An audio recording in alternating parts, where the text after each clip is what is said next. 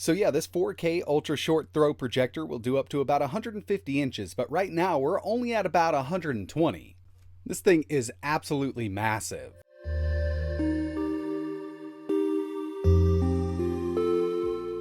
Hey, what's going on everybody? It's ETAPRIME back here again. Today we're going to be taking a look at something a little different and something I've actually had my eye on for the last couple years. A 4K ultra short throw laser projector from a company known as Paris Rhône. I've been really wanting to get my hands on one of these laser projectors, and since we've got an ultra short throw unit here, we don't have to move it that far back from the wall, so we don't need a lot of space.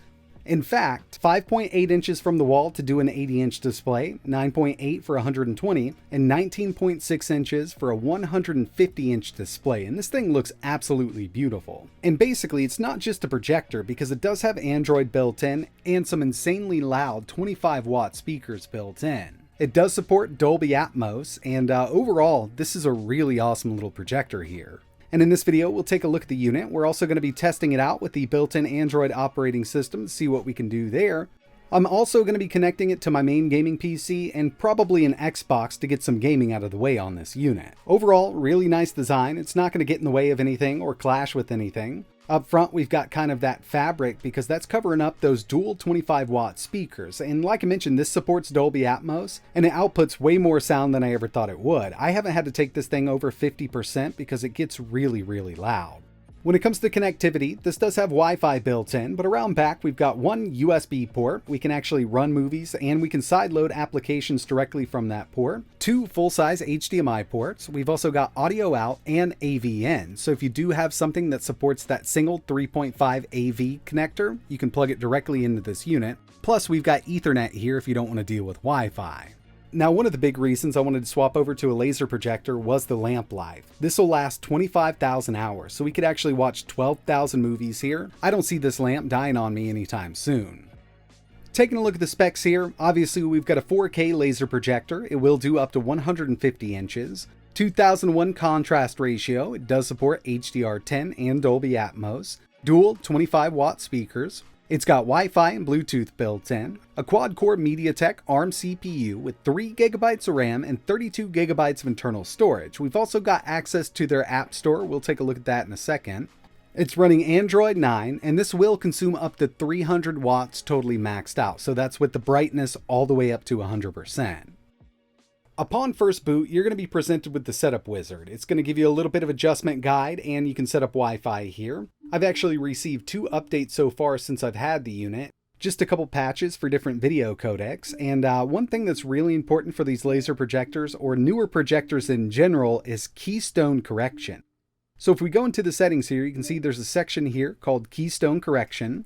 Basically, this is going to allow us to really adjust that screen so we don't have any of those rounded edges or anything like that. Could take a little bit of setup, and you definitely want to keep this thing nice and stationary. But this projector does allow us to do all of the adjustment we need to get this picture looking right and in the correct orientation. Now again, this is running Android, and they have their own app store built in. Unfortunately, we don't have Google Play, but it's really set up kind of like Android TV here. We've got access to all of the apps that we're going to want here, all of our favorite media apps. We can even go to a gaming section and download some lighter games that are able to run at full speed on this MediaTek CPU. I've installed a couple here, and I did want to check out at least YouTube, but I've also got AIDA64 installed just so you can take a look at the specs here, because usually when it comes to these projectors, you just kind of plug in a different device. But this is kind of an all-in-one media center. We've got those built-in speakers, Android, and access to all of these media apps. Heading into AIDA64, you can see we've got that MediaTek CPU with 3 GB of RAM. And for the GPU, we've got the Mali G52 MP1. So by itself, it's not a super powerful unit, but there are games that we can play here. We could even do some emulation on this if you wanted to sideload an app like RetroArch, but let's get into some media playback because that's really the main deal with these projectors. Just from YouTube, I'm going to search up a 4K demo video, something I usually like to test. And as you can see, it loads up really quickly. And with this, I did have to turn the audio down because even at 60%, this is just kind of way too loud for the area I'm in right now. These speakers are super clean, and we do have Wi-Fi 5 built in. Unfortunately, it's not Wi-Fi 6, but it's plenty to get us by streaming from any of our favorite apps. And YouTube video playback is super smooth on this unit. Remember, we're using the built-in CPU here, but most people are going to have something else connected to this, be it, let's say, an Apple TV, an Xbox, a PC, or whatever you like to use for your media playback.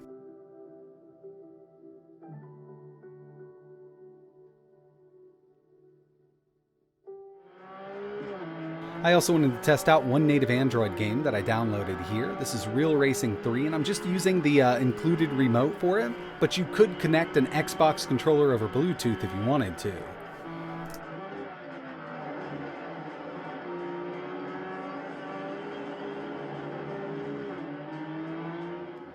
So up next, I wanted to show off a little bit of PC gaming, and I also wanted to show you how large this screen is. This is a 120-inch backdrop. I don't have it quite to the edges, but we're at about 100 inches here. And I've got this connected to my main gaming PC, i9-13900K with an RTX 4090. We've got Cyberpunk 2077 running here, and this will only do up to 60 Hertz, but I do have the game unlocked. I mean, it looks absolutely amazing, and like I mentioned, I mean, it's really hard to kind of film this backdrop here. To the naked eye, this is a very, very clean image. I know it's kind of blown out a little bit on camera, but this is about the best I could do. I tried several different camera setups, but you know, this laser projector just puts off so much light. It kind of does blow it out in every single one that I tested here. But yeah, I mean, it works out really well as a giant monitor.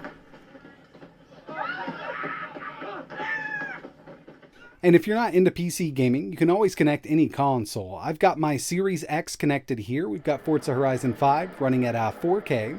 But, you know, if you wanted to run it on your PS4, your PS5, even an Xbox 360 with an HDMI output would work on this unit. Basically, any device with a video output can be connected to this unit. And my main use case scenario is going to be, you know, having a backyard movie night or even game night with the kids. And since it's getting a lot warmer where I am, this is exactly what I'm going to be doing with it. We've actually been using an on projector from Walmart with like a Roku plugged into it for kind of movie night for the whole neighborhood.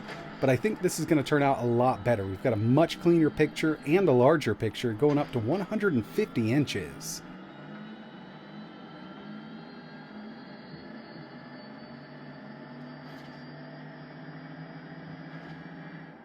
So yeah, very impressed with the short throw laser projector. This is something I've been wanting to get my hands on for a while. I've finally been able to test it out, and yeah, I mean, this is a really good option. Now, downstairs in my living room, I think I've got a 65-inch Samsung TV. I want to swap this out, but I need a really good backdrop. So if you do have any suggestions, let me know in the comments below. It'd be pretty cool to have one of those automatic ones, but I wouldn't mind just having it hanging up. Wouldn't really make a difference to me as long as I've got a good backdrop for this thing to hit, so we get a really nice picture out of this thing. But that's going to wrap it up for this video. Really appreciate you watching. If you're interested in learning more about this projector, I'll leave some links in the description. And if there's anything else you want to see tested on this or tested with it, just let me know in the comments below. I wouldn't mind, you know, side loading a few different apps on this thing. We don't have the most powerful ARM CPU here, but I think we could do like up to Dreamcast when it comes to emulation. So if that's something you're interested in seeing, just let me know in the comments below.